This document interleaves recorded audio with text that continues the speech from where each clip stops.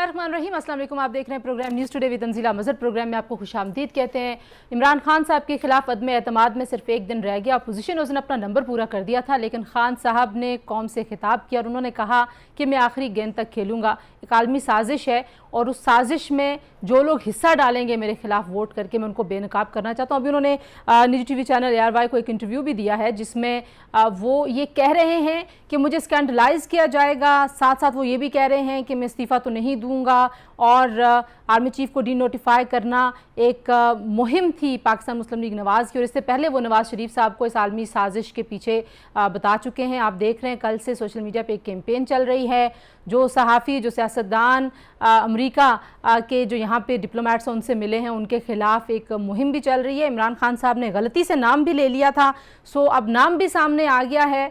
वहाँ के जो तर्जुमान हैं दफ्तर खारजा के, अमेरिका के जो दफ्तर खारजा का महकमा है, उन्होंने तो इसकी तरदीद कर दी है।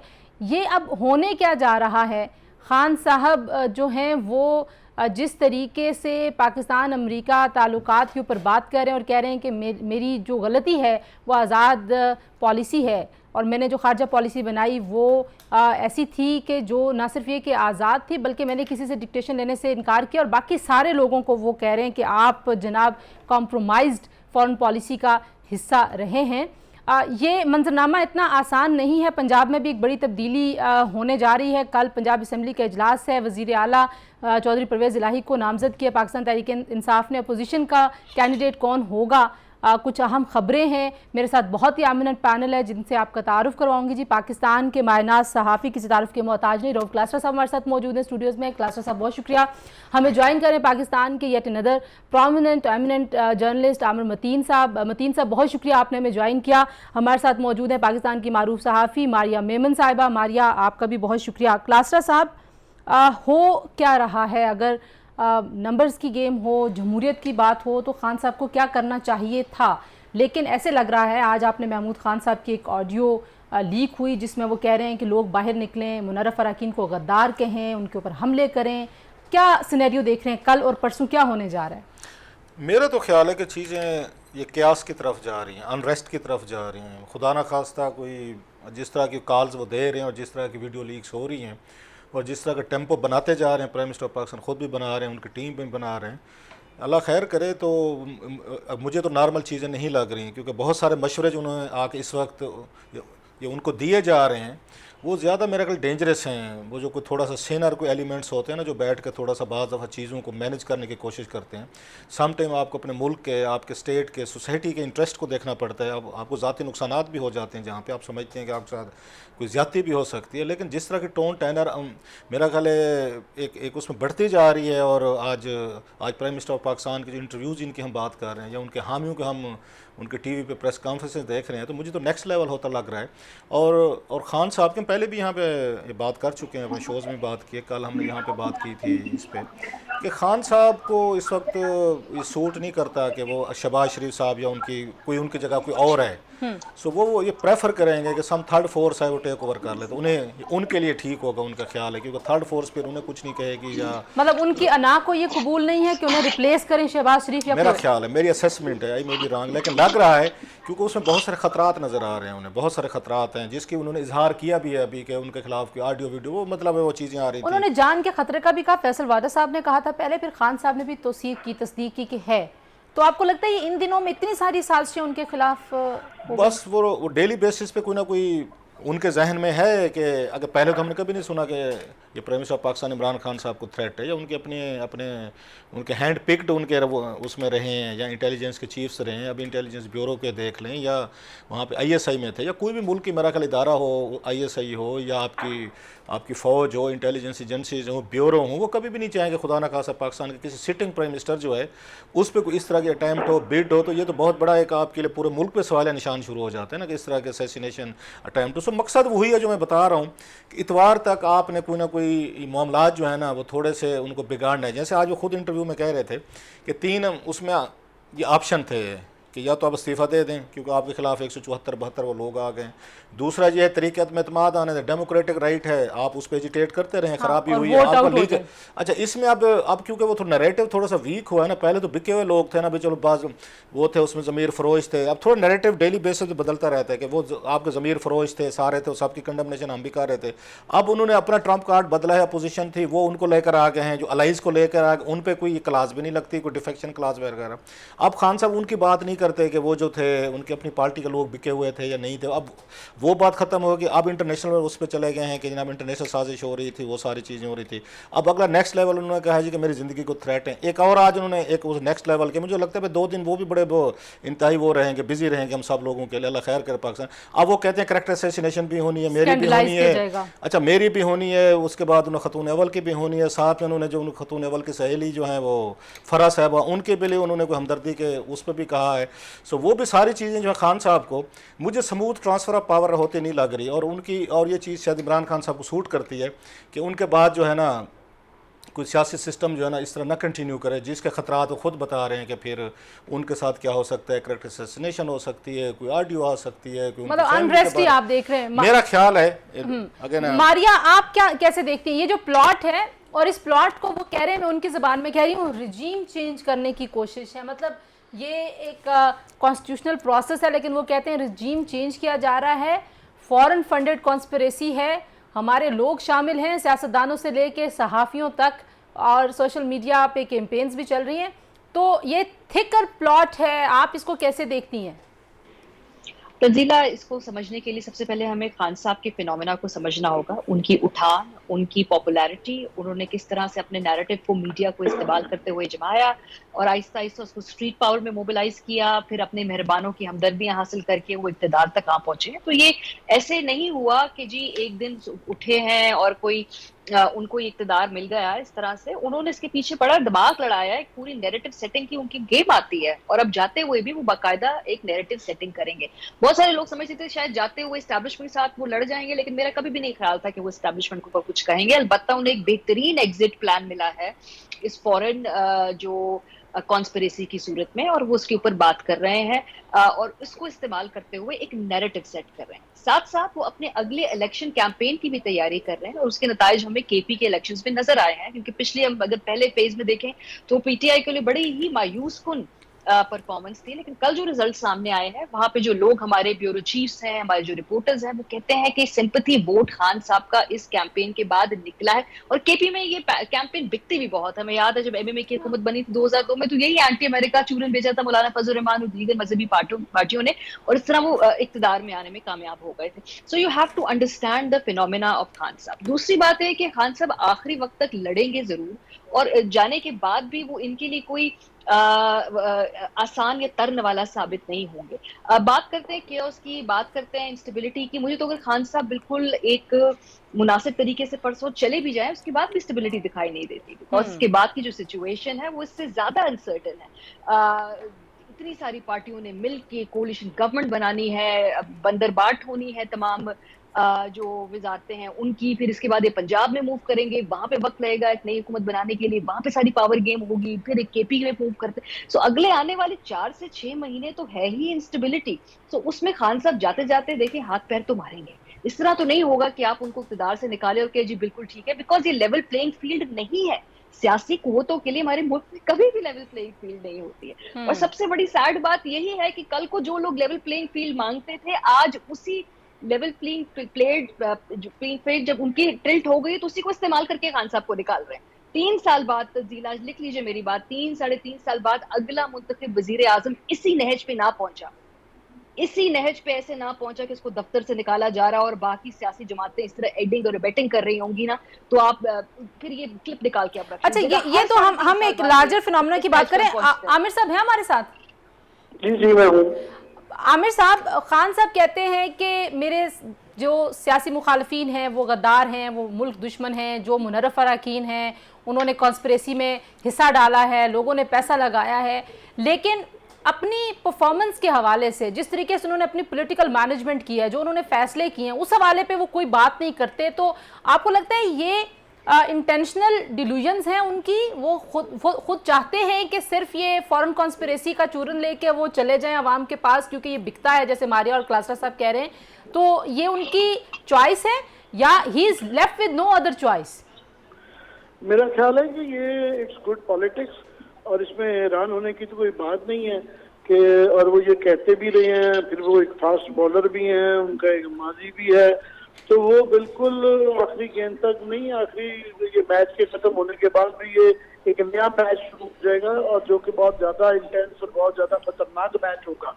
तो वो बिल्कुल ये कैंपेन ऑलरेडी इलेक्शंस की नेक्स्ट की स्टार्ट हो गई है और उनको ये पाकिस्तान में बिल्कुल ये हर दौर में इस तरह के इश्यूज जो हैं वो पॉपुलर इश्यूज होते हैं और हमने माजी में बड़ी देखा है कि भुट्टो साहब चाहे उनको फांसी लगा दिया 30 साल तक, 40 साल, 50 साल तक अभी तक उनका नाम चल रहा है। तो ये बिल्कुल, और उसकी उनको थोड़ी सी जिस तरह अभी मारिया कह रही थी कि केपी के रिजल्ट जो नजर आएंगे 70% वोट जो है उनको वहां पे मिला है, हालांकि ये वो जिला थे जहाँ पे पीछे का होल्ड कम था मगर उसके बावजूद वहां से भी मिला है।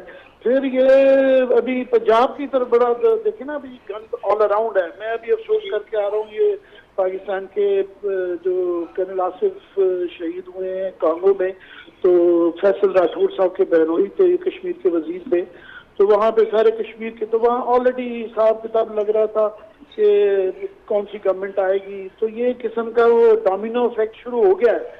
नजर जरा पंजाब पे रखें, क्योंकि अगर ये जो जल्दी में इजलास बुलाया गया है तो याद रहे कि इजलास बुलाने का निज़ाम अभी भी वो परवेज इलाही चूंकि स्पीकर हैं और गवर्नर भी क्योंकि पीटीआई के ही अभी हैं, तो उनके हाथ में है। अगर वो जल्दी इजलास बुलाते हैं और इलेक्शन का जल्दी करते हैं तो जो हमने रूल आउट किया था, जो मैं भी समझ रहा था कि Parvez Elahi is out of the game, तो अगर वो जल्दी बुलाएंगे तो इसका मतलब कि उनके चांसेस कम नहीं हुए हैं, वो is very much in the game. वरना ये तुक समझ नहीं आती, वो अगर उनके नंबर्स पूरे ना होंगे तो वो लटकाएंगे इसको। इजलास भी लेट बुलाना चाहिए था, फिर उसके बाद कोई जो इलेक्शन की डेट भी उसकी जो है लेटर ऑन करवानी चाहिए। तो ये एक इंडिकेशन है कि वहाँ पे गंद है। दूसरा, आप इमरान को ब्लेम नहीं कर सकते थे इंटायरली, क्योंकि ये आप देखें 10 साल से, अभी 2008 के बाद से हमारे यहाँ जो है धांधलियां तो हुई, बलूचिस्तान में हुई, सेनेट में हुई, मगर वो एक फिग लीफ के साथ हुई, वो खामोशी से वोट डालने में हुई। ये जो ओपन हैंड के साथ सामने मुनरफ अफराद को आप दिखा रहे हैं, फ्लॉन्ट कर रहे हैं, तो ये डर्टी पॉलिटिक्स का जो सिलसिला शुरू हुआ है वो तो पहले जहांगीर तरीफ से शुरू हुआ, फिर रिलीम खान ने हुआ, फिर पीपल्स पार्टी और नून लीग ने उनको सिंध हाउस में फ्लॉन्ट किया, दिखाया बाकायदा। तो ये डर्टी पॉलिटिक्स जब शुरू हो जाती है तो इसकी फिर इंतहा नहीं होती है। तो मेरा ख्याल है ये पाकिस्तान की सियासत के लिए बदकिस्मती है कि ये इसके रिपरकशन मतीन साहब, आप समझते हैं कि अदम एतमाद का मामला किसी वजह से, जाहिर आईनी तौर पे तो नहीं रुक सकता, लेकिन कुछ सिचुएशन आपको भी ऐसी नजर आती है कि ये मामला रोकना पड़ जाए तीसरी किसी कुव्वत को, अगरचे वो इंटरेस्टेड नहीं है? कोई उसका आईनी तरीका भी नहीं नजर आता और कानूनी तरीका भी नजर आता और सियासी भी नहीं नजर आता। मेरा नहीं ख्याल है कि शॉर्ट ऑफ मार्शल लॉ ये किसी तरीके से रोक सकता है। बड़ी वो अभी भी पुरुमीद है प्राइम मिनिस्टर, मगर मेरा ख्याल है वो ज्यादा पुरुमीद जो लग रहे हैं, कोई वो या तो बहुत ही बड़ा कोई सरप्राइज वहाँ से वहाँ पे आएगा कि एस्टेब्लिशमेंट का कोई चेंज ऑफ थॉट आ जाएगी, क्योंकि उन पर भी काफी सारा प्रेशर अब कई हवाले से आना शुरू हो गया है कि लोग मानने को तैयार नहीं है कि वो टोटली न्यूट्रल थे। और दूसरा फिर ये है कि वो पॉलिटिकल कैंपेन अपनी करेंगे, वो इसमें वहाँ पे गन पड़ेगा।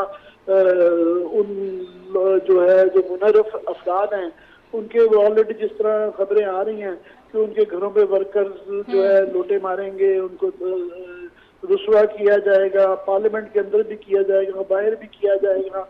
तो ये सिलसिला डर्टी पॉलिटिक्स का, और इसके लिए इंटायरली आप इमरान खान को ब्लेम नहीं कर सकते। ठीक है। अच्छा, अभी इमरान खान साहब ने एक इंटरव्यू में कुछ ये हिंट भी दिया है, क्योंकि आप ट्रैवल कर रहे हैं मतीन साहब, तो आपके लिए बता रही हूँ कि वो कह रहे हैं जी कि मैं इलेक्शन जो है वो सबके लिए एक बेहतर ऑप्शन है, लेकिन वो अदम एतमाद के बाद की सूरत हाल है। पहले मैं क्लास्टर साहब आपसे पूछ रहा हूँ, आपको लगता है जहनी तौर पर वो तैयार हैं? ये अब ऑप्टिक्स हैं, ये गिमिक्स हैं पॉलिटिकल के, वो ये तासुर नहीं देना चाहते कि मैं हार गया हूँ, because he has been presenting himself कि मैं बहुत बड़ा स्पोर्ट्समैन हूँ, तो आपको लगता है कि जिस तरीके से हैंडल कर रहे हैं वो सारी सिचुएशन, उनका जो सेल्फ इमेज है वो इंटैक्ट रहेगा? जिस तरीके की फॉलोइंग है, जैसे यूथ उनके पीछे, आज भी मैं सोशल मीडिया पे देख रही हूँ कि लोग कह रहे हैं जी बस हम खान के साथ हैं, जैसे भी हो। एक चीज़ में अभी आमिर भाई ने कही है, मैं ज़रा वो थोड़ी सी, आमिर भाई ने कहा ना कि इसको वो डिले करते, डिले हो सकता, पंजाब की बात मैं कह रहा हूँ, वो अफोर्ड नहीं कर सकते थे डिले, क्योंकि खान साहब का इतवार वाले दिन फैसला हो जाना है। इनके पास एक ही दिन है, चौधरी परवेज़ इलाही को अगर इलेक्ट करवाना है कि स्टिल अगर प्राइम मिनिस्टर इमरान खान नहीं रहते इतवार को, चौधरी परवेज़ इलाही साहब ये वज़ीर आला नहीं बन सकते। आपको लगता है कल ही नॉमिनेशन उनसे, कल ही वोट? इसीलिए एमरजेंसी इसीलिए हेल्ड की गई है। अब जो इमरान खान साहब के पास लास्ट एक मतलब एफर्ट रह गई है कि ये आके हर कीमत पे परवेज़ इलाही को वज़ीर आला बनवाएं, मतलब पंजाब को, पंजाब को अपने हाथ में रखें कि पंजाब इनके हाथ में आ जाता है। और यहाँ शहबाज शरीफ भी अगर बैठा हुआ है वज़ीर आला, आपको वज़ीर आज़म बैठा हुआ है, तो पंजाब के बगैर तो वो इनका कोई इनका फ़ायदा नहीं है, कुछ नहीं है। पंजाब अगर उसके इमरान खान साहब जो उनके अलाइज़ के पास आ जाता है तो शहबाज शरीफ साहब के लिए तो कोई फ़ायदा नहीं है, पूरा पंजाब फिर उनके हाथ से निकल जाएगा। बलदियाती इलेक्शन भी होने हैं या कल को इलेक्शन भी होने हैं, इंस्टीट्यूशन, आपकी ब्यूरोक्रेसी, ट्रांसफ़र, पोस्टिंग। सो ये जो एमरजेंसी हेल्ड की गई है ना कि एक ही दिन में करवाना है और आज इतने इतने बजे आपने देना है, वो सिर्फ ये है। इमरान खान साहब अगर इतवार को वज़ीर आज़म नहीं रहते तो सोमवार वाले दिन आपका क्या ख्याल है, पीटीआई के लोग उसको वोट डालने जाएंगे, इसको ये परवेज़ इलाही साहब को? वो तो उनकी तरफ जाएंगे जो मुल्क का नया वज़ीर आज़म, हमारे पावर पॉलिटिक्स तो फिर यही होती है। तो इसमें कोई हैरानी की बात नहीं है, मुझे नज़र नहीं आ रही कि जनाब। वैसे आपको चांसेस क्या लग रहे हैं? मैं बाकी दोनों से पूछें, लगता है पंजाब में अगर हमजा शहबाज कैंडिडेट हैं दूसरी तरफ के, मतलब दैट्स ए बैड चॉइस, मैं कहूँगा कि हमजा शहबाज को लाना जो है दैट्स ए बैड चॉइस। लेकिन वो ये कह रहे हैं कि हम क्योंकि हम ज़ीरो टॉलरेंस पे जाना चाहते हैं, जो उनका फॉलोइंग है या वहाँ पे पीटीआई के लोग हैं या दीगर पार्टीज़ के लोग हैं, कि इससे उन्हें अगर ये लगे कि Hamza can manage it, manoeuvre it, Sharif खानदान मैनूवरिंग में तो आगे है। सो ये तसर जो जाएगा, जिससे नरेटिव इमरान खान साहब का मजीद वो स्ट्रांग होगा कि ये फैमिली पॉलिटिक्स हो रही है, बाप वज़ीर आज़म बन गया, बेटा वहाँ पर वज़ीर आला बन गया। सो आई वुड से कि अगर हमजे को ला रहे हैं तो it's a bad choice. Even इनके लिए ये इमरान खान के नरेटिव को ये स्ट्रांग करेंगे, करेंगे इसको। सही मैं मारिया से भी पूछ लूं। मारिया, आपके ख्याल में हमजा शहबाज का नाम सरफेस हुआ, पंजाब की पार्लिमानी कमेटी को लोगों ने कोट किया कि वहां पे ये तय पाया कि वो होंगे, यू थिंक कि परवेज़ इलाही वर्सेस हमजा शहबाज किसकी तरफ पलड़ा भारी होगा पंजाब में? अभी कलास्टर साहब ने कहा कि वजीर आजम साहब के वोट ऑफ कॉन्फिडेंस की वजह से ये पहले हुआ है। तो मैं थोड़ा सा डिसएग्री करती हूँ इसलिए क्योंकि जो पंजाब के लोग हैं उन्होंने अपने फैसले कर लिए हैं। अब जो गेम है पंजाब की वो पीटीआई खासतौर पे खान साहब के हाथ में नहीं है। अगर चौधरी परवेज इलाही साहब भी वजीर आला बनते हैं या कोई और भी वजीर आला बनता है, पाकिस्तान तहरीक इंसाफ के जो अपने वहाँ पे इलेक्टेड मेंबरान है वो अपने फ्यूचर के लिए मुख्तलिफ ग्रुपों के जरिए अब ऑपरेट करेंगे। खान साहब की तरफ वो अब देख ही नहीं रहे रहनुमाई के लिए, जो चंद थोड़े बहुत होंगे उसके अलावा। तो जैसे कोई तरीन ग्रुप है, कोई अलीम ग्रुप है, वो आपस में मिल रहे हैं, एक चीना ग्रुप है, तो फिर कोई अब उनसे वो सारी बातचीत डीलिंग हो रही है, वो बहुत ग्रुप बंदी है उसके अंदर। So practically right now as we speak PTI in Punjab is at its lowest point अपने 3.5 सालों में। बिकॉज अगर वजारत आला जितवा कर जोर लगाकर भी परवेज इलाही साहब ने लेके जानी है तो उस सूरत हाल में भी ये पीटीआई की कोई विन नहीं है, कोई जीत नहीं है। बहुत बड़ी हार है कि भाई आपके पास एक वजारत आला का कैंडिडेट नहीं था। बहरहाल मेरी इत्तला पे शायद हमजा शहबाज साहब इवेंचुअली जो हैं वो उम्मीदें तो लगाए बैठे, लेकिन परवेज इलाही साहब बहुत ज्यादा कॉन्फिडेंटली ये दावा कर रहे हैं कि उनकी तरफ झुकाव है कुछ इस तरह के मेहरबानों का, और नून का भी, और जहां से पाकिस्तान में जो मेहरबान हल्के होते हैं उधर से वो ये समझ रहे हैं कि शायद ये झुकाव उनकी तरफ है। और वो अपनी मैनेजमेंट इस बुनियाद पे कर रहे हैं, लोगों को भी कन्वे यही बात की जा रही है। पंजाब के रिजल्ट मैं मतीन साहब से पूछ लूं इस पे, होने या ना होने से मेरे नजदीक कोई फर्क नहीं पड़ने वाला, वो अपने फैसले कर चुके। मतीन साहब, आपको क्या लगता है पंजाब में क्या होने जा रहा है? तो अगर कैंडिडेट करेंगे ये एक बुरी चॉइस होगी, 2-3 रीजन हैं उसके। पहली तो ये है कि ये जो एक कशमकश खानदान के अंदर बहरहाल होती है, मियां नवाज शरीफ और मियां शहबाज शरीफ की फैमिली में मरियम के आने के बाद से ये हो गई भी है। ये एक तो पार्टी के अंदर ये देखा जाएगा कि ये टोटल टेक ओवर हो रहा है कि ऊपर बाप और नीचे बेटा जो लगाया जाएगा, तो ये एक किस्म का पार्टी के अंदर भी मेरा ख्याल इसके असर पड़ेंगे कि ये मरियम को कॉर्नर करने के लिए है। वरना वहाँ पर कोई अगर ऐसा कैंडिडेट आता जो कि एक बैलेंस क्रिएट करता तो उसका फायदा था। दूसरा मेरा ख्याल है आइडियली सूट करता था कि परवेज इलाही के मुकाबले में कोई पीटीआई का मुनहरफ मेंबर ये करते तो उससे ये था कि थोड़ा सा फ्लोर क्रॉसिंग 50% से ज़्यादा, पता नहीं, मैं अभी इस कानून को अभी चेक करने की जरूरत है कि अभी लेटेस्ट क्या है। फ्लोर क्रॉसिंग 50% से बढ़ जाए मेंबर तो वो लागू होती है या नहीं होती, पर पीटीआई का कैंडिडेट सूट करता। पर मैं अभी भी थोड़ा सा इंसिस्ट करूंगा कि प्राइम मिनिस्टर जो हैं वो लेम डक हो चुके हैं। उनके 1-2 दिन रहने से पंजाब पे परवेज लाई के इलेक्शन में कोई इतनी हेल्प नहीं होने लगी। और परवेज लाई का जब इस वक्त, क्योंकि प्राइम मिनिस्टर चीफ मिनिस्टर जब नहीं है जब तक, तो गवर्नर बुज़दार साहब को कह सकता है कि जब तक नया आप चीफ मिनिस्टर नहीं आता तो आप ही जारी रखें। और जी, उनको निगरान वजीर आला बना दिया उनको, बुज़दार साहब को। जी जी जी, वो बुज़दार साहब ही रहेंगे। और अभी क्योंकि वो रिजाइन कर चुके हैं तो नेक्स्ट एजेंडा और कोई हो नहीं सकता, स्पीकर के खिलाफ भी नहीं हो सकता जब तक नए इलेक्शन चीफ मिनिस्टर के ना हो। तो परवेज लाई साहब जो है ना, उनको जल्दी में अगर वो इजलास बुलवा रहे हैं तो उनको कहीं ना कहीं से श्योरिटी है कि आपके पास नंबर्स हैं, वरना उनको शूट करता था। मेरे ख्याल से, मैं गलत हो सकता हूँ और साहब बिल्कुल ठीक हो सकते हैं, पर मेरी नाक़िस राय में अगर वो जल्दी बुला रहे हैं तो उनके पास कुछ ना कुछ इसका बहुत बड़ा रीजन होगा। कोई नंबर्स की कहीं ना कहीं से उनको यकीन दहानी कराई गई है। और मेरे जैसे लोगों ने जो उनको बिल्कुल रद्द कर दिया था कि वो बिल्कुल बात खा चुके हैं, तो मैं थोड़ा सा सोचने में मजबूर हो गया हूँ इस बात पे। क्लास्टर साहब, आप ब्रेक पर जाने से पहले आपको भी लगता है कि श्योरिटी, हम तो न्यूट्रल खेल रहे हैं, तो आप क्या? नहीं, मैं उसमें एहतराम करता हूँ आमिर साहब की या मारिया की राय का, लेकिन मैं अभी भी कह रहा हूँ कि इमरान खान साहब जो हैं, ये रेजिग्नेशन जो उन्होंने भेजा है उनको गवर्नर को, हम तो ये कह रहे थे कि मतलब आम यहाँ पे राय थी जो सारी, कि खान साहब जो अभी शायद वो ट्रम्प कार्ड अपने पास रखेंगे कि उन्होंने उसका बुज़दार का इस्तीफा दिलवाना है या नहीं दिलवाना, गवर्नर को भेजना है या उन्होंने नहीं भेजना। अगर खान साहब ने आज ही उसको एक्सेप्ट करवा के, आज ही एजेंडा निकलवा के, कल जब आखिरी दिन आपके पास बच गया है, आप सारा प्रोसेस करवाना चाहते हैं, तो इट मीन्स कि आप अभी सिग्नल अपनी पार्टी को या दीगर अलाइज को दे रहे हैं, चौधरी परवेज लाई को बूस्ट करना चाहते हैं वो बने। क्योंकि मैंने फिर कहा कि इसका आके वज़ीर आला बनना बहुत सारी चीज़ों के लिए खान साहब से उठ गए। अभी आज वो क्या कह रहे थे कि जनाब कि मेरी खतून अव्वल पे वो चीज़ें आएंगी, मेरी फरा साहबा की बहुत सारी उसमें स्टोरीज़ हैं, कहानियाँ हैं, वो सामने आएंगी, फिर एहसन जमील गुजर साहब है माशाल्लाह, फिर मनिका फैमिली के बहुत सारे acts of ambition commission, Aamir साहब खुद भी पंजाब को लूज करना अफोर्ड नहीं करते, सिर्फ इस वजह से नहीं, पॉलिटिकली तौर पर कि ऐसा कोई वज़ीर आला आता है जो आके इनकी अकाउंटेबिलिटी शुरू करता है, जो बुज़दार साहब की अकाउंटेबिलिटी उनकी शुरू करता है, इनकी हुकूमत की अकाउंटेबिलिटी शुरू करता है, इनके एक्ट्स ऑफ अमिशन है, कमीशन है, और 3 फैमिलीज जो हैं ये उसके एहसन जमील गुजर साहब गुजरांवाला के हैं, उसके बाद ये मनिका फैमिली पाक पतन की होगी, बुज़दार साहब तौसा की फैमिली, जिस तरह के बिलियंस रुपीज़ की और दीगर चीज़ों की आती रही हैं स्टोरीज, फिर ट्रांसफर पोस्टें में जो कुछ ये कहानियाँ आती रही हैं, रिपोर्ट होती रही हैं। सो खान साहब को सिर्फ ये वजह नहीं है कि उन्होंने सिर्फ पॉलिटिकली तौर पर आके बचाना है या उन्होंने परवेज लाई को, तो अपना वज़ीर आला इसलिए लाना जरूरी है। वैसे जो पाकिस्तान तहरीक इंसाफ के 2 सीनियर लोगों से बात हुई, वो आप वाली राय कह रहे थे, वो कहते हैं कि हम पंजाब को रिटेन करेंगे और पंजाब हम लूज नहीं करेंगे, वो बड़े कॉन्फिडेंट थे। इसलिए एक दिन इन्होंने इमरजेंसी में या होल्ड किया सारा। ये अगर मंडे को करते ना रेजिग्नेशन तो इनके चांसेस कम हो जाने थे परवेज। चलो जी, ब्रेक के बाद वापस आते हैं। मंडे तक की सारी सिचुएशन जो है वो है, अब संडे वेरी इंपॉर्टेंट, संडे को क्या होगा कुछ उस पर बात करते हैं। ब्रेक के बाद हमारे साथ रहिए।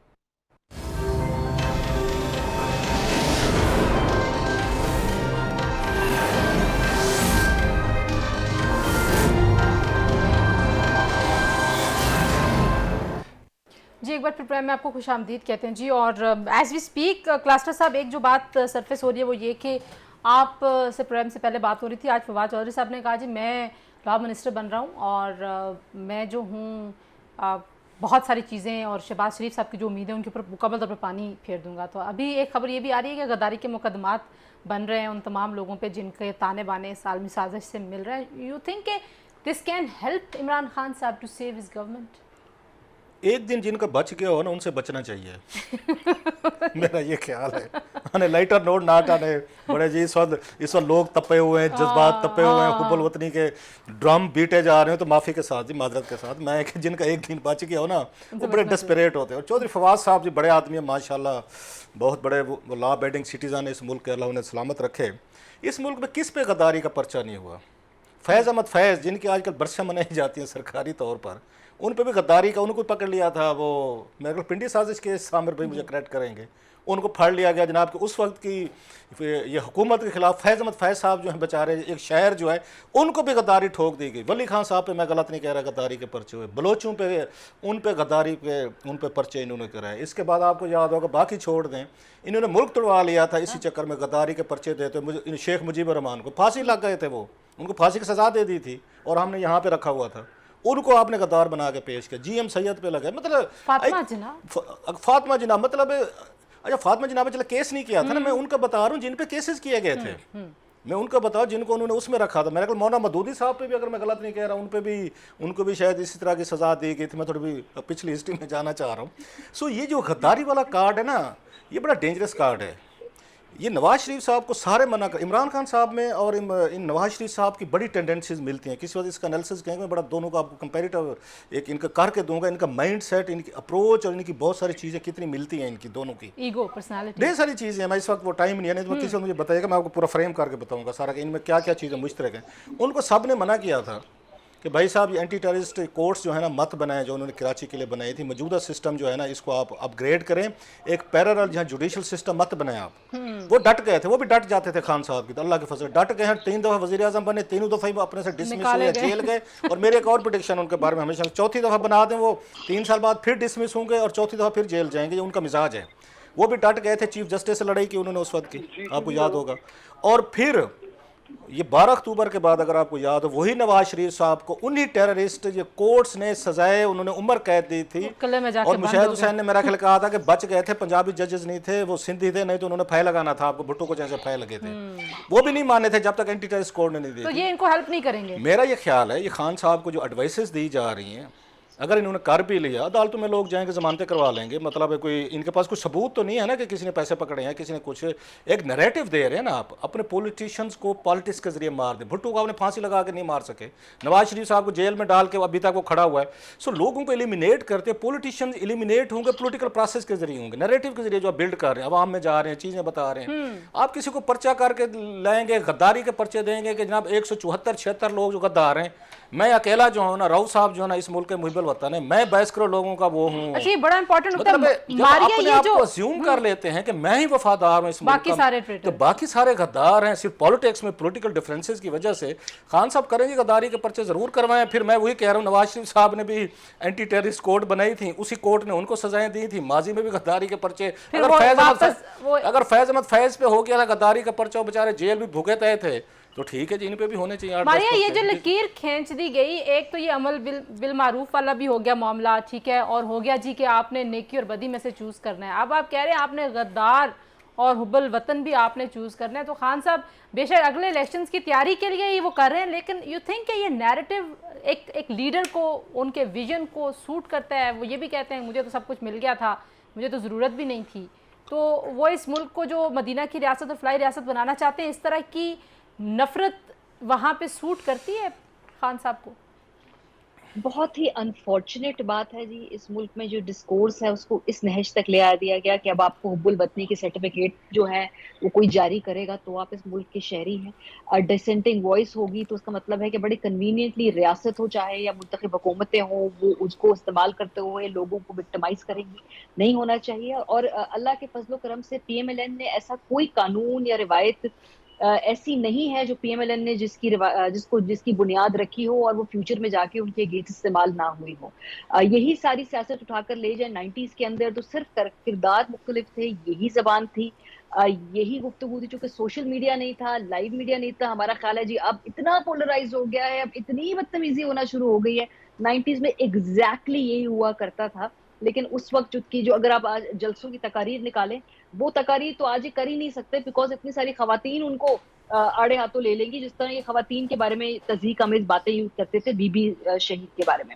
हैविंग सेड दैट, खान साहब के लिए इस वक्त एक ही सूरत हाल और वो है कि जी इलेक्शन में जाया जाए। वोट शायद वो ले लें, क्योंकि हमने KP में देखा कि लोग उनकी इस नैरेटिव पे वोट देने आ गए, लेकिन as right now as we speak, पार्लिमानी और अददी बुनियाद पे वो बड़ी एक कमजोर विकेट के ऊपर है। और उसमें इस तरह से ये 2-4 दिन के अपनी वो बढ़ा ले, शायद मियाद, कोर्ट में केस चला जाए, मतलब मैं तो बिल्कुल ही कह रही हूँ ना, जब बिल्कुल ही पॉसिबिलिटी खान साहब के हक में चली जाए, इवन देन उससे वो कोई मजबूत होकर नहीं निकलेंगे, दूसरी तरफ मजीद कमजोर ही होंगे। पार्टी पे ग्रिप सबको नजर आ रही है, इत्तेहादियों के साथ ताल्लुकात सबको नजर आ रहे हैं। पंजाब के अंदर पार्टी जो है वो किसकी सुन रही है, क्या खान साहब की सुन रही है, वहां पे उनका पॉलिटिकल मैनेजर कौन है, कौन पंजाब में पीटीआई की पॉलिटिक्स इस वक्त मैनेज कर रहे हैं मुझे नहीं मालूम। क्या बुजदार साहब कर रहे हैं, क्या कैपेसिटी है उनकी, मुझे नहीं मालूम। कि इस वक्त पीटीआई को पंजाब में यकचा रखने के जो वहां पे लोग हैं वो किससे ऑर्डर्स ले रहे हैं डायरेक्टली। चलिए हमें ये तो पता है केपी में वो परवेज खटक साहब है जो पॉलिटिकल मैनेजमेंट करते रहे, जिसकी वजह से केपी के अंदर सूरत हाल बेहतर है। पंजाब में इनकी 5 साल कौन पॉलिटिकल मैनेजमेंट करता रहा है? तो वो कहते हैं जंग के बाद जो मुक्के याद है वो अपने मुंह पे मार लेने चाहिए। इस वक्त ऐसे ही सूरत हाल है, ग्रेसफुली समझ जाएं कि एदाद आपके साथ नहीं है। आइए दोबारा इलेक्शन के बाद वोट लेकर वापस आए और देखें हर वक्त इख्तियार रहना नहीं होता, कायदे इस पर इख्तिलाफ बन सकते हैं, वो पहले भी ऑपोजिशन में रह चुके हैं, तो ये तो आने जाने का खेल है ना। वैसे तो हमेशा लोग उनके सदा बारे में इख्तियार कहते तो हैं वो हुकूमत में रह के भी अपोजिशन में थे। आमिर मतीन साहब, आप किस तरीके से देखते हैं ये गद्दारी के मुकदमात जैसे मशवरे, और उनको बार बार इत्तेहादी कहते रहे भी आपके मुशीर ठीक नहीं है, आपको गलत मशवरे दे रहे हैं। अभी उनके वुज़रा कह रहे थे अर्ली इलेक्शंस कॉल कर लें, आज वो कह रहे हैं एक इंटरव्यू में कि हाँ ये एक अच्छा ऑप्शन है, इसके अलावा कोई रास्ता नहीं है। तो क्या रास्ता अब उनके लिए बचा है, और क्या अगर कल में कोई गिरफ्तारियां हो जाती हैं, कोई ऐसे मुकदमे बन जाते हैं, छापे पड़ते हैं, रेड्स पड़ते हैं, तो कोई सूरत हाल बदलेगी आपके ख्याल में? मैं इस पे आता हूँ। मैं थोड़ा सा आपके वक्फे से पहले जो बात हो रही थी हमजा के हवाले से, जी मैं वो उस पर थोड़ा सा बात करना चाह रहा हूँ, और वो ये है कि यहाँ पे अपोजिशन के लिए गो के उन्होंने शुरू में मुनर्रफ अफराद दिखाए, उनको दिखा के बाद में एक एलाइज इकट्ठे कर लिए, और अब ये इम्कान इस बात का नजर आ रहा है काफी ज्यादा कि वो बगैर कोई गैर कानूनी और गैर आईनी किए 172 या 130 से ज्यादा नंबर ले लेंगे, जिसके बाद किसी को भी, हमारे जैसे को भी इखलाकी कानूनी आईनी कोई शिकायत नहीं रहती है। हमजा को वहाँ चीफ मिनिस्टर सिर्फ और सिर्फ जो है buying and selling, floor crossing करा के ही बनाया जा सकता है। तो अगर वो वहाँ पे कल को वहाँ पे कोई सरप्राइज हो जाता है, जो कि मैंने बिल्कुल रूल आउट कर दिया था कि अभी भी मैं समझता हूँ काफी मुश्किल है परवेज लाई का, मगर अगर वहाँ कुछ सरप्राइज होता है तो फिर मेरे जैसे कुछ लोग सोचने पे ये मजबूर हो जाएंगे कि शायद डिजाइन ही यही था कि हमजा को वहाँ पे हरवाना, ये शायद ये पहले से ही प्लान था कि परवेज लाई को लास्ट मिनट पे इधर से ला के वो उसको हमजा को वहाँ पे खड़ा किया जाए। उससे फिर ये है कि थोड़ी सी PMLN के ऊपर भी चेक आ जाता है, और परवेज लाई साहब की गेम हो। एक तो ये बात है, ये मेरा टोटली मफरूजा है, बिल्कुल हाइपोथेटिकल बात कर रहा हूँ, ये देखेंगे जब रिजल्ट्स आएंगे तो उसके बाद बात करेंगे। बाकी ये कल गिरफ्तारी के मुकदमात या कभी भी मुकदमात जो है ये नहायत पेशा बेवकूफ़ी होती है, और बिल्कुल हम बहुत ज्यादा, सबसे ज्यादा मेरा उनके नाकिद जो है, हम भी उन लोगों में से रहे हैं जो उनकी पॉलिसीज के, पंजाब के बुजदार के और बेताशा। मगर अब उनको आप यही इमरान खान जो है उनके लिए कोर्स ही यही है। पाकिस्तान में क्या दुनिया भर में पॉपुलर पॉलिटिक्स होती है, और उन्होंने तो पॉपुलर पॉलिटिक्स हमेशा करने की कोशिश की है। यहाँ पर मैं 100 नुक्स निकालते हैं उनकी तकरीरों में, वो तकरीरें उनकी आम आदमी, उनका वर्कर सुनता है, और मैं समझता हूँ उन्होंने थोड़ा सा अपने वर्कर को बिल्कुल, वो ये 1.5 साल रहते तो मेरे ख्याल में बिल्कुल तबाह हो जाना था। तो ये इसको कह लें बाय डिफॉल्ट, या कह लें अपोजिशन की गलती, या उनकी अपनी चालाकी, या जो भी है, इससे उनका मेरा ख्याल वोट बैंक थोड़ा सा वापस आएगा। आमिर साहब, इस नुक्ते पे मुझे जरा इजाजत दें। कह दूं, ये रद्द नहीं किया जा सकता कि कल को जो है, आज जो नून लीग की सीटों के पीछे लोग भाग रहे हैं, इस बात का भी इम्कान हो सकता है कल को पीटीआई की सीटों के पीछे दौड़ रहे हों पंजाब के अंदर। ठीक है, अच्छा, इम्कानात तो जाहिर है लामुतनाही हैं पाकिस्तान जैसी पॉलिटिक्स में। ब्रेक आमिर साहब के नुक्ते से ही दोबारा गुफ्तगू जोड़ेंगे जी, हमारे साथ रहिए।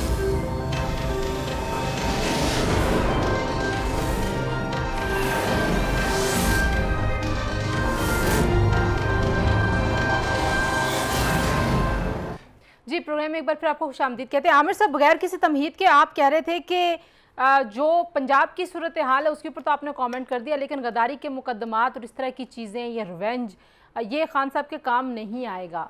खान साहब को लेकिन नैरेटिव बिल्डिंग का क्रेडिट तो आप देते हैं या नहीं देते? ओके, क्लासेस अब पहले मैं आपकी तरफ ही आ जाती हूँ। आमिर साहब का राब्ता हमसे मुनक़ता होगा, उनको कॉल करें जी। आपको लगता है नैरेटिव बिल्डिंग उन्होंने ठीक कर ली है कि ये सारा एक इतनी बड़ी आलमी साजिश है, मैं इतना बड़ा लीडर हूँ, मैंने इस्लामी दुनिया को इकट्ठा किया, ये बिकता है अगर आपको पाकिस्तान? याद हो, बेसिकली इमरान खान साहब ने 2-3 मॉडल्स फॉलो कर रहे हैं इस वक्त, और सोशल मीडिया की वजह से उनको ये इस काम में आसानी भी हो रही है।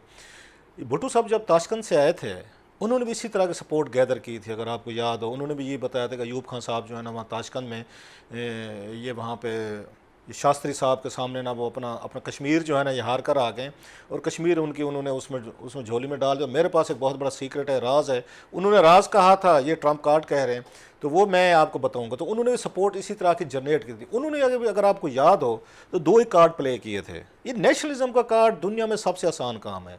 जब आप ये कहना शुरू कर देते हैं कि मैं इस मुल्क का सबसे बड़ा हामी हूँ, मुहिब्बुल वतन, और बाकी नहीं है, और मैं आपको बड़ा मुल्क बनाऊंगा, आप उसकी देख लें, इसमें उसमें इंडिया में देख लें, वहाँ पे मोदी साहब क्या कह रहे हैं। वो ये कर हिंदुत्व जिसकी हम बात करते हैं, उसकी रिवाइवल ऑफ हिंदुइज्म की बात करते हैं ना, जो वहाँ पे बिल्कुल उनको सपोर्ट मिली है। 2 चीज़ें बड़ी आसानी से बिकती होती हैं। लेकिन उसी बात अगर पूरी कर दूँ, अगर इजाज़त दें प्लीज़। उन्होंने मज़हब को भी उन्होंने इन्फ्लेट किया, इंडिया में किया, साथ नेशनलिज्म को किया। आप जरा उधर चले जाएं, उस अमेरिका को देखें, ये जो इसका राइज हुआ, ट्रंप का राइज हुआ, किस चीज़ पे हुआ है? नेशनलिज्म पे। उन्होंने कहा we will make America great again, ये उनका हुआ है। इमरान खान साहब, अच्छा भुट्टो साहब ने क्या किया था, उन्होंने भी नेशनलिज्म की बुनियादों पे उन्होंने आकर नारा मारा, 2 नारे मारे थे उन्होंने जनाब जब उसके बाद आपको याद 71 की वार के बाद, जब उससे पहले जब 65 वगैरह हुई थी, उन्होंने कहा हम यहाँ पर हम 1000 साल जो है ना भारत से लड़ेंगे, इतना बड़ा पॉपुलर लड़ रहे हैं, भारत से 1000 साल भुट्टो लड़ेगा और हम लड़ेंगे, लड़ो भाई, आज तक लड़े हैं माशाल्लाह। उसके बाद दूसरा उन्होंने एटम बम था, इंडिया ने एटम बम बनाया 74 में, उन्होंने आके ब्लास्ट किए। भुट्टो साहब ने कहा हम घास खा लेंगे, बम बनाएगा, इतना बड़ा पॉपुलर नारा।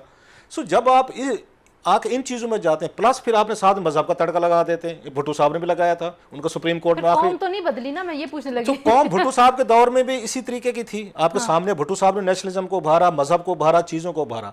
सो पॉलिटिशियंस के उनके वक्ती तौर पर मफादात होते हैं, इंटरेस्ट होते हैं, इसमें से कैसे निकला जाए। हर बंदा इस वक्त अपने आप को, इंक्लूडिंग मी, इमरान खान साहब की तकरीरें सुन के मैं भी इस वक्त दुनिया के अपने आप को सुपर पावर का बंदा समझ रहा हूँ कि हम किसी सुपर पावर रहते हैं। हालत ये है, लास्टली वापस आती हूँ मैं जरा, ये जो हालत ये है कि डीजल मांगने के लिए हम परसों चाइना गए हैं, लेकिन but we are the greatest nation on earth. मुझे ये फीलिंग आ रही है। आमिर साहब, ये जो नैरेटिव है आने वाले दिनों के लिए तो ठीक है, लेकिन खान साहब ये कह के तो पावर में नहीं आए थे कि मैं इस्लामी ब्लॉक जो है वो रीयूनाइट करूंगा, मैं पाकिस्तान को सुपर पावर। वो तो कह रहे थे मैं फ्लाई रियासत बनाऊंगा, मैं वज़ीर-ए-आज़म हाउस को यूनिवर्सिटी बनाऊंगा, मैं करप्शन के पैसे वापस लेके आऊंगा। तो क्या हमारी याददाश्त इतनी थोड़ी है, हम भूल गए कि वो किस मंशूर पे आए थे और आज वो किस पॉइंट पे अपने आप को दोबारा से अपना पॉलिटिकल नैरेटिव और डिस्कोर्स सेट करें? मैं आपसे बिल्कुल डिसएग्री करता हूँ। खान साहब ने हर दौर में रिलीजियस कार्ड खेला है। उनको आपको याद होगा कि ये ड्रोन वाला भी जो सिलसिला था, उस वक्त भी उनको तालिबान खान कहा गया। वो इस हक में नहीं थे कि तालिबान के खिलाफ जो है एक्शन ना लिया जाए अमंग अदर पार्टीज। उसके अंदर जो है नून लीग भी वैसे उस वक्त शामिल थी। और उसके बाद से ये इस्लामी रियासत का कार्ड, मदीना की रियासत का कार्ड, और अब तो वो उनकी तकरीरों में मजहब का इस्तेमाल बहुत ज्यादा बढ़ गया है। तो मगर कमाल उनका ये है कि वो साथ में भुट्टो की भी बात करते हैं और खुददारी की भी बात करते हैं। और 2 चीजें आप कहने को कह सकते हैं कि इनमें इख्तलाफ नहीं है कि इवन पीपल्स पार्टी के मंशूर में जो है वो सोशलिज्म हमारा निज़ाम है और इस्लाम हमारा दीन है। तो उनके भी उसमें ये जो मैनिफेस्टो है भुट्टो साहब का, वो यही वाला है दोनों चीज़ों को। और हमारे इस पाकिस्तान में ये दोनों चीज़ें साथ साथ चलती हैं। तो मेरा ख्याल है कि वो उनके लिए जो अवाम को जो चीज़ सेल कर रही हो वो चलाया जाता है। और इस तरह ये लोग करते हैं, हर एक का अपना है वो बोला। और ये फिलहाल जो है उनको ये नैरेटिव के मुझे एक निकाला गया है जो है एक गैर जमहूरी या एक गलत तरीके से, और उसके अंदर यूदो नूद की साजिश जिसकी भी वो डालें। तो आप और मैं चाहे ना एग्री करें और ताशा उस पर तनकीद भी करें, मेरा ख्याल है उनके वर्कर को वो बड़ी सूट करेगी। और जो एक स्विंग वोट है, जो न्यूट्रल वोट है आम आदमी, उसका भी हमेशा से खुददारी का तो एक वोटर साहब की भी देखे ना, ये कौमें पसंद करती हैं। और इसमें शक भी नहीं है कि ऑफ कोर्स हम बहुत ज्यादा, हमारी शराफिया जो है ये हमारे मफादात से बहुत ज्यादा बढ़ के आगे उनके ताने बाने मगरब के अंदर मिलते होते हैं। हमारे सारे जर्नैलों के, सिविल ब्यूरोक्रेट्स के, पॉलिटिशियंस के, सबके बच्चों के पास बाहर की नेशनैलिटियां हैं और सारों के ताने बाने वो आए हैं। हम चाइना के करीब जरूर होंगे ट्रेड वाइज या बिजनेस वाइज, मगर हमारी सोशल कल्चरल मूविंग्स उनके साथ नहीं मिलती हैं। तो मेरे ख्याल वो it's good politics for him. आप और मैं एग्री ना करें तो ये उनका काफी सारा वोट बैंक का वो रिवाइवल ऑलरेडी नजर आ रहा है, उस सिलसिले में मूड से नजर आ रहा है, केपी में नजर आ रहा है, हर जगह नजर आ रहा है। मेरा ख्याल इट्स गोइंग टू सेल। और ये जब गवर्नमेंट में आएंगे तो इनके अंदर के दरारें नजर आएंगी, रोज इनकी लड़ाइयां नजर आएंगी। तो मेरा ख्याल है it's not totally lost for Imran Khan. ठीक है, आप आपको लग रहा है, ठीक है, आप कह रहे हैं लॉस नहीं हुआ। क्लासा साहब आपसे और आमिर साहब से लास्ट में कंक्लूजन, क्या इस वक्त सिनेरियो बनता है? आज शहबाज शरीफ साहब ने तकरीर की एक मीडिया के साथ प्रेस कॉन्फ्रेंस उनकी, फिर बिलावल साहब आए, वहाँ पे वो अपने आप को पोजीशन करके बैठे हुए हैं कि कौन क्या होगा। तो आपको लगता है कि खान साहब जिस तरह का क्योस क्रिएट कर रहे हैं खारजा महाज के ऊपर भी, इस्टेब्लिशमेंट के साथ भी, आज उन्होंने कहा मुझे 3 ऑप्शंस मिले हैं और उन्होंने उन शख्स का नाम बिल्कुल नहीं लिया जिनके बारे में एक पूरा नैरेटिव बना था कि शायद उनको लाना चाहते हैं, तो अपने आप को इफेक्टिवली आपको लगता है जा रहे हैं, अपना क्विटल अच्छा करना चाह रहे हैं? या तो वो अपने आप को वो कर रहे हैं ना, एक तरह का थ्रेटनिंग टोन के साथ, जैसे इस्टेब्लिशमेंट को थ्रेट कर रहे हैं, पॉलिटिकल पार्टीज़ को कर रहे हैं, और अभी से अपोजिशन ने लेटर भी लिखना शुरू कर दिया। सो उनका कोशिश तो करेंगे, आखिरी वो जो इतवार की बात कर रहे हैं, आखिरी यही जो मशवरे सामने आ रहे हैं कि जब अपोजिशन के लोग जो उनको गिरफ्तार कर लिया जाए 8, 10, 15, 20 लोगों को, तो वैसे ही फिर आपके तरीके तो बात रुक जाएगी, कोई रोला पड़ जाएगा, अदालतों में जाएँ या जो वो चीज़ें करें। लेकिन बात वही है कि सम टाइम आपको, जो मेरा ख्याल है, आपको सर्टेन प्रेसिडेंट सेट करनी पड़ती हैं। आपने इस वक्त एक कार्ड खेला है वहाँ पे कि मेरे खिलाफ साजिश हो रही है, मेरे खिलाफ चीज़ें हो रही हैं, वो ठीक है, लेकिन मुल्क को क्यास की तरफ लेकर जाना, और it's not end of the day. आपके अभी माशाल्लाह आप 20 साल के नौजवान हैं, उसी तरह की सोच भी है, उसी तरह का पैशन भी है, नौजवानों की पार्टी है, मतलब नौजवान खुद भी नौजवान, वो तो कहते हैं सबसे ज़्यादा नौजवान तो खान साहब खुद हैं। तो ये ज़िंदगी ख़त्म नहीं हो जाए। अपने आप को इतना क्याटिक मत बना दें, अपने आप को इतना ट्रबलसम मत बना दें कि फ्यूचर में आपके लिए मसाइल आना शुरू हो जाए। मतीन साहब लास्ट वर्ड एक, क्योंकि 30 सेकंड मेरे पास रह गए हैं। जी मतीन साहब, आप आवाज़ आ रही है? जी जी जी करवाइए। खान साहब के लिए आखिरी मशवरा आपका आज के दिन के लिए। खान साहब को मैं मशवरा तब दूंगा या वो मेरे या किसी के मशवरा सुनते हो, वो उनमें आपको ये तो पता कि अगले कुल हैं, सो हम क्या मशवरा दे सकते हैं। बस ये जरूर है कि it's not the end of his politics, और बिल्कुल अपनी पॉलिटिक्स, पॉपुलर पॉलिटिक्स भी करें, मगर कुछ हदूद हैं जो नहीं क्रॉस करनी चाहिए। ठीक है, तसादुम की तरफ नहीं जाना चाहिए। आमिर, मतीन साहब, रऊफ क्लासा साहब, मारिया जी, मारिया मेमन साहिबा, तीनों मेहमानों का बहुत शुक्रिया जी। आज के लिए इतना ही, कल इंशाल्लाह दोबारा आपसे मुलाकात होगी। चीज़ें बहुत जल्दी तब्दील हो रही हैं, बहरहाल फिर भी हमें संडे और फिर मंडे तक इंतज़ार करना पड़ेगा। अपना ख्याल रखिए, अल्लाह हाफिज़।